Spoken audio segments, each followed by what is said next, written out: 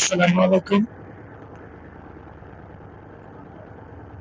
আমরা চাঁদপুর থেকে ঢাকার উদ্দেশ্যে রওনা দিয়েছি। হঠাৎ পথে অনেক রয়েছে, পথে অনেক বৃষ্টি তুফান শুরু হয়ে গেছে। এখন বাকিটা আল্লাহ জানে আমাদের কপালে কি আছে, কিন্তু আল্লাহ ভরসার নামে রওনা দিয়েছি। আপনারা সকলে আমাদের জন্য দোয়া করবেন। খুবই বৃষ্টি তুফান চলতেছে, মানুষের মনে খুবই আতঙ্ক চলতেছে।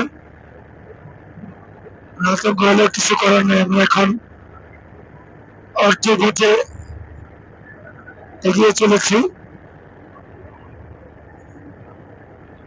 দেখতেই পাচ্ছেন গাছগুলা কি পরিমাণ দুলতেছে, প্রচুর বাতাস, তার মধ্যে বৃষ্টি চলতেছে।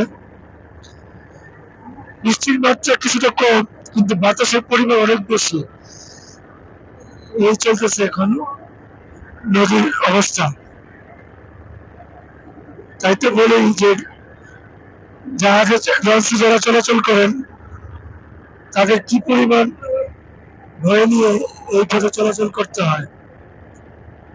তাদের অনেক সাহস সাহস না থাকে তারা এই পথে চলাচল করতে পারতো না।